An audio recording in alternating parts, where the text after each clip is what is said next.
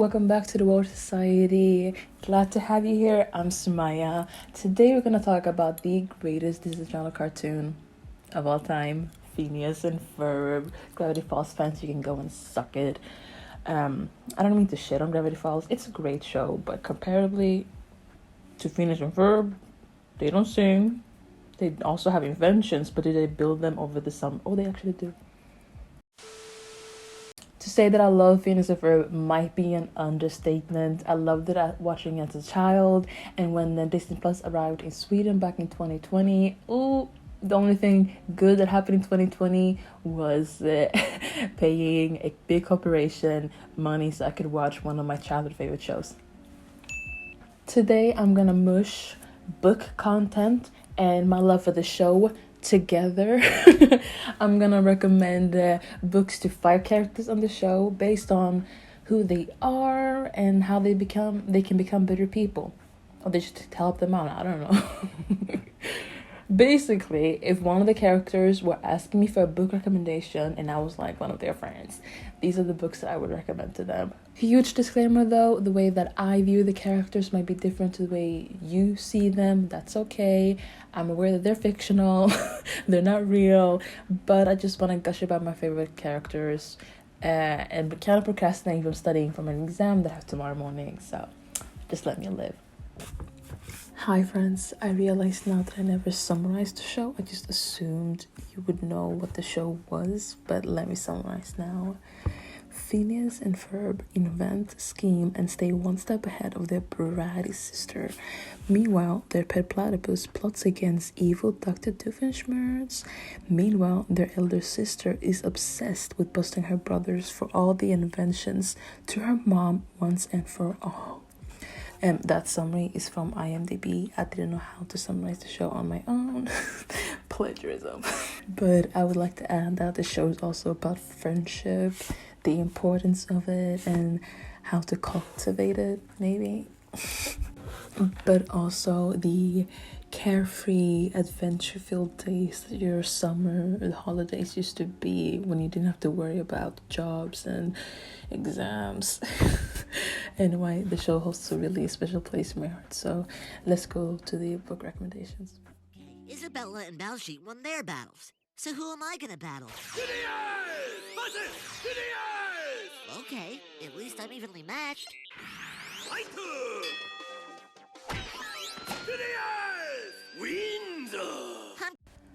Oh, Phineas, one half of the iconic duo. Phineas is an incurable optimist. He always looks on the bright side of things. He's smart, creative, persistent, and able to endeavor large projects and activities with the help of his stepbrother, Ferb. Just because Phineas is so optimistic, the book that I would recommend to him is Utopia for Realists by Rutger Bregman. Basically, if you love progressive, pro-welfare state, kinda Nordic model, praising nonfiction, it's the book for you, and you also, Phineas. The reason why I would recommend it to him is because whenever a really big challenge comes his way and he can't really easily find a solution, a way out of it, he tends to shut down. I'm thinking about the episode where the crew gets stuck on an island and every solution that Phineas comes up with doesn't really, work out. If you lived in the real world, I don't know English. If he lived in our world, I think the climate crisis would be a crisis that he would easily shut down when thinking about. Because there isn't really a clear solution or like an easy solution that everybody can do. It's really, murky. I think reading Utopia for Realists would give Phineas a sense of ease when facing a big crisis like the climate crisis, or honestly any other big crisis facing our planet and people. Or maybe at the end of the day, he and Doofenshmirtz can come up with a big innator that can solve all the crises in the world. Honestly, they come with a lot of crazy stuff during the summer. I would not be surprised. Give up. The The day may come when we'll give up on fruitless searches after a mere 11 minutes, but that day is not today. The day may come when our favorite reptile may be lost from our memories and his enduring love of mushrooms forgotten, but that day is not today. Today we search. We will search for him in the streets. We will search for him in the trenches. We will search for him in the alleys and the mini-malls and the cul-de-sacs of this fair land. We'll search for him in the multi-level car parks and municipal recreational facilities. And we few, we happy few, we small band of brothers and girl from across the street, we shall not cease till he is found. And then we have Ferb. Ferb is very courageous and has the ability to think quickly and stay calm in midst of desperate situations. A notable skill of his is a technical and technological proficiency he shares with his stepbrother, which he can easily take advantage of and build almost anything he chooses. Trying to find a book for Ferb was really interesting because people tend to view him really differently. I read that people who are autistic kind of view him as one of their own, and other people just see him as a introvert. Personally, I don't see Ferb as a introvert 100% because he spends time with his friends and family every day throughout the summer and doesn't really have a lot of alone time.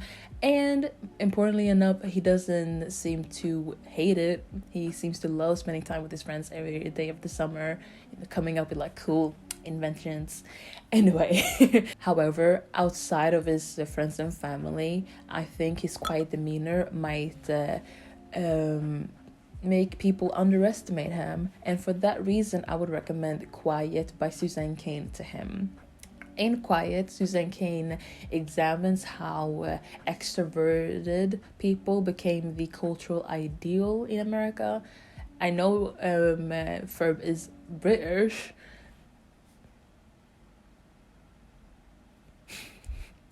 I know that he's British, but he lives in America now. So I think this book maybe give him some tools, maybe some validation, and that he doesn't really need to change to be accepted. Honestly, between the two, I love Ferb because he doesn't say much, but when he actually talks, facts.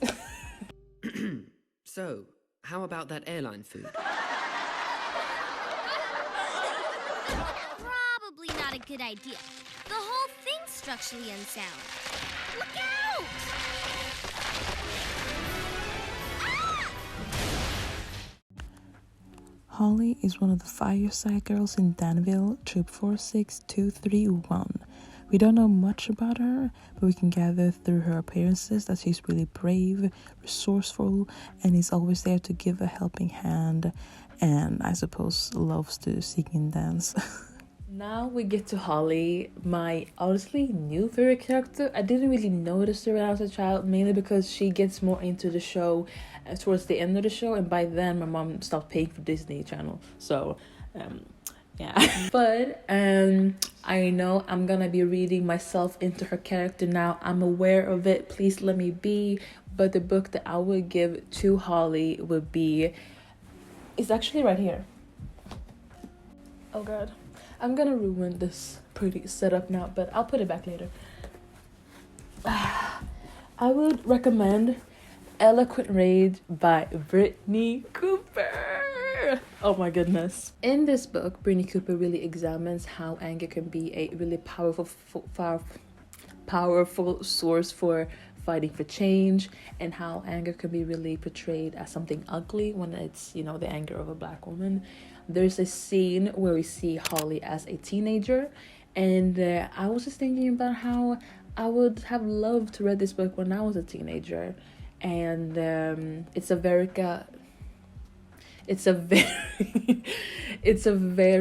America focused book, and since she's an American, I think she would mush with this book even more than me. He broke up with me. Of course he broke up with me. I mean, look at me. I'm a bundle of unbridled neuroses. I'm in Africa, surrounded by natural wonders, and all I can think about is finding a cell phone. I break up with me too.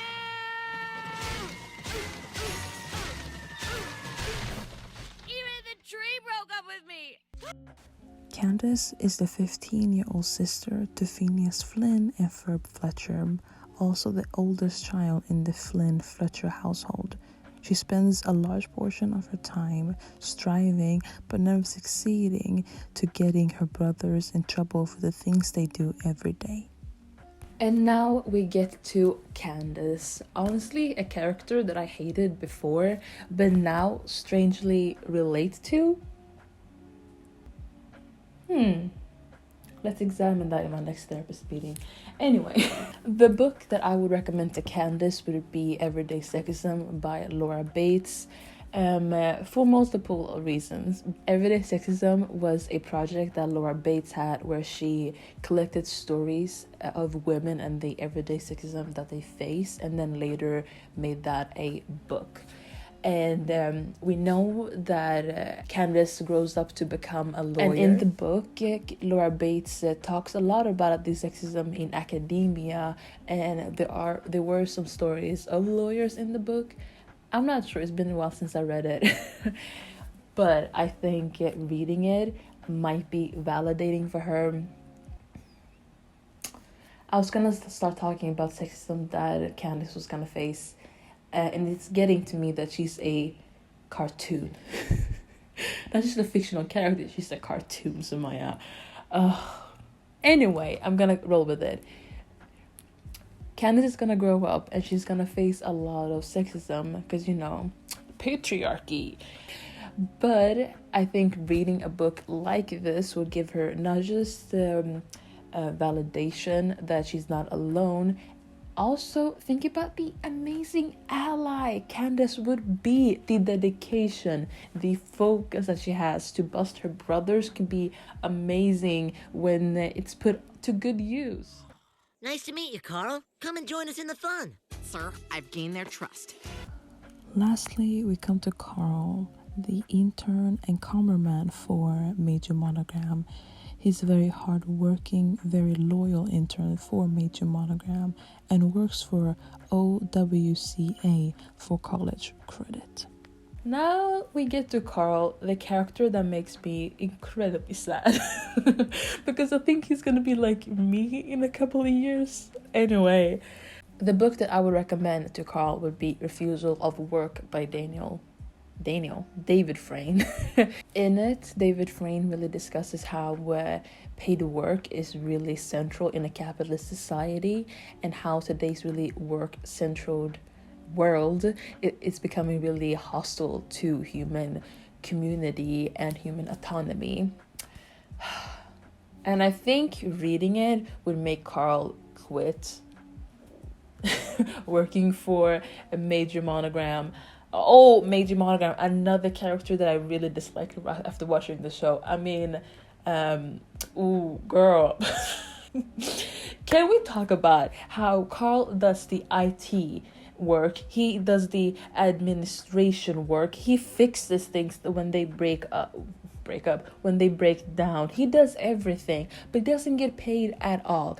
If you're not gonna pay him, you might as well get many other interns that can do the work that he does, so that he can actually, have another life outside of work. Oh my god, it makes me so... The socialist in me gets so angry thinking about Karl. Oh my goodness. Honestly, F college credit, get paid. And to quote the great AOC... they're unpaid, but they're getting so much experience. What's your response? Experience doesn't pay the bill. Calm down. And that was today's socialist rant. That's all I have for you today. If you like this video, please tell me about it so I can make a part 2, recommending books to Isabella, Vanessa, Doofenshmirtz, maybe even Perry. Anyway, that was fun. I'll talk to you guys soon. Bye.